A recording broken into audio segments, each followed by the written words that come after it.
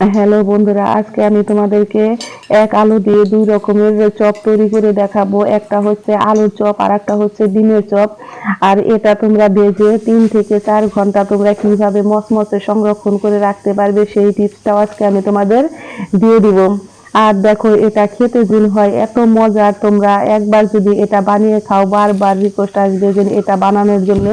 এটা হয় ভীষণই মজা। দেখো, আমি 3টা আলু নিয়েছি আর এটাকে আমি এখন প্রেসার কুকারে সিদ্ধ করে নিব। আমি দেখো একটা চালনি নিয়েছি আর চালনির সাহায্যে আমি 1 বাটি বেসন নিয়েছি। এটাকে অবশ্যই চেলে নিতে হবে। বেসনের মধ্যে অনেক সময় পোকামাকড় থাকে, দানা থাকে, সেই জন্য আমরা বেসনটাকে একটু চেলে নিচ্ছি। দেখো, এর মধ্যে দিয়েছি 1/2 চামচ আদা রসুন বাটা আর আমি দিয়ে দিচ্ছি এর মধ্যে তোমার 2 চা চামচ চালের গুঁড়া আর 1 চা চামচ তোমার কর্নফ্লাওয়ার। এর মধ্যে আমি দিয়ে দিচ্ছি 1/2 চা চামচ পরিমাণে লবণ আর দিয়ে দিচ্ছি ফুড কালার অল্প পরিমাণে একটু। 1 চামচ পরিমাণে আমি দিয়েছি সয়াবিন তেল আর দিয়েছি 1 চামচ পরিমাণে ধনিয়ার গুঁড়া, 1/2 চামচ পরিমাণে লাল লঙ্কার গুঁড়া। এখন দিয়েছি আমি 1/2 চামচ পরিমাণে বেকিং পাউডার আর অল্প পরিমাণে দিয়েছি আমি বেকিং সোডা। মানে 1/2 চামচের থেকেও কম দিতে হবে তোমাদের বেকিং সোডা। এখন সমস্ত উপকরণ দিয়ে দেখো আমি এটাকে ভালো করে মিশিয়ে নিয়েছি। আর আমার এটা মিশানো হয়ে যাওয়ার পরে দেখো আমি এটার মধ্যে এখন অল্প অল্প করে জল দিয়ে আমি এখন এটাকে বেটারটাকে রেডি করে নিব। আর আমি তোমাদের আজকে দেখাবো যে এটা কিভাবে তোমরা ঘনত্ব রাখবে। আর তোমরা যদি চালের গুঁড়াটা দাও তাহলে তোমাদের এটা খেতে হবে একদম মচমচে। আর কর্নফ্লাওয়ারটা অবশ্যই দিবে। আর তোমাদের যদি হাতের কাছে যদি না যদি থাকে তাহলে তোমরা অবশ্যই ময়দার বেসন দিয়ে এটাকে তৈরি করতে পারবে। দেখো, তোমাদের যার যেরকম সুবিধা আমি সেই সুবিধা মতোই তোমাদেরকে বলে দিচ্ছি। দেখো, আমি 3টা আলু নিয়েছি আর আলুটা আমার সিদ্ধ হয়ে গেছে। এখন আমি একটা গ্রেটারের সাহায্যে দেখো আলুটাকে আমি গ্রেট করে নিব। আর এইভাবে যদি আমরা আলু গ্রেট করে নেই তাহলে আমাদের আলুর ভিতরে একটু দানা দানা থাকবে না আর আলুর চপটা খেতেও হবে ভীষণই মজা। অবশ্যই তোমরা এইভাবে ম্যাশ করে নিবে। আর তাছাড়া যদি এইভাবে যদি ম্যাশ না করো তাহলে হাতে তোমরা ভালো করে ডলে ম্যাশ করে নিবে। আমি এর মধ্যে দিয়েছি 1 চা চামচ পরিমাণে বিট লবণ আর আমি শুকনো লঙ্কাটাকে ভেজে নিয়েছি। আর এটাকে দেখো আমি হাত দিয়ে ভেঙে এরপরে আমি দিয়ে দিচ্ছি বড় 3টা পেঁয়াজ কুচি, দিয়েছি 1 মুঠো ধনিয়া পাতা কুচি আর দিয়েছি আমি বড় 1 মুঠ পেঁয়াজ বেরেস্তা। আর পেঁয়াজ বেরেস্তা তো তোমরা সকলেই জানো পারো, সেই জন্য আমি বেরেস্তাটা করা তোমাদের দেখাই নেই। আর এর মধ্যে আমি দিয়েছি 1/2 চা চামচ পরিমাণে জিরার গুঁড়ো, 1/2 চা চামচ পরিমাণে ধনিয়ার গুঁড়ো আর 1 চা চামচ পরিমাণে আমি দিয়েছি গরম মশলার গুঁড়ো। এখন সমস্ত উপকরণ দিয়ে দেখো এটাকে আমি হাত দিয়ে ভালো করে মেখে নিব।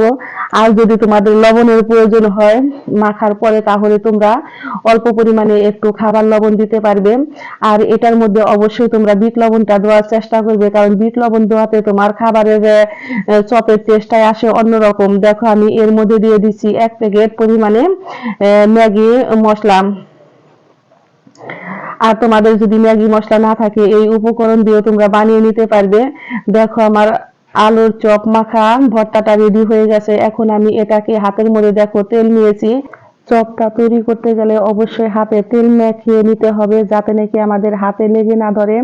আর তোমরা প্লেটের মধ্যে অবশ্যই কর্নফ্লাওয়ার ছড়িয়ে নিবে, তাছাড়া ময়দা ছড়িয়ে নিবে যাতে নাকি তোমাদের চপগুলো লেগে না যায়। আর চপগুলো যখন নাকি তোমরা গোল গোল করে তৈরি করে নিবে তখন তোমরা একটু কর্নফ্লাওয়ার বাকি ময়দায় ছড়িয়ে এটাকে প্লেটের মধ্যে রেখে দিবে, তাহলে তোমাদের কিছুক্ষণ পরে ভাজলেও এটা ছেড়ে যাবে না আর তেলে দিলেও তোমাদের লেগে ধরবে না। দেখো, আমি এই টিপসটা তোমাদের দিচ্ছি। আর কড়াইতে দেখো আমার তেলটা গরম হয়ে গেছে। এখন আমি গরম তেলের মধ্যে এক এক করে চপগুলো ডুবিয়ে আমি এগুলোকে ভেজে নিব। এই চপগুলো ভাজতে তোমার খুব বেশি সময় লাগে না, অল্প সময়ে তোমার হয়ে যায়, শুধু রেডি করতে যতটুকু সময়। দেখো, চপগুলোর গায়ে আমি তেল দিয়ে দিচ্ছি আর তেল দিয়ে হাতে দেখো কত সুন্দর ফুলে উঠেছে। আর চপগুলো এখন আমি উল্টে নিয়েছি। উল্টানোর পরে অবশ্যই বন্ধুরা তোমরা দেখতে পেরেছো যে কত সুন্দর কালার এসেছে আর খেতেও হয় ভীষণই মজার। এই চপটা আমি বানানো শিখেছি আমার বোনের কাছ থেকে, কারণ এটা ওজন এত ভীষণ ভালো বানায়, সেটা তোমরা না খেলে অবশ্যই তোমরা বুঝতে পারবে না। এটা তোমরা বানিয়ে খেয়ে আমাকে কমেন্ট বক্সে জানাবে যে না আমার বরের রেসিপি তোমাদের কেমন লেগেছে। যদি তোমাদের ভালো লেগে থাকে তাহলে বন্ধুরা, যারা আমার নতুন বন্ধু আছো তারা আমাকে একটা লাইক করবে, কমেন্ট করবে, শেয়ার করবে, আর একটা সাবস্ক্রাইব করতে ভুলবে না। আমি নতুন এবং পুরাতন সকল বন্ধুকে জানাই অনেক অনেক ধন্যবাদ।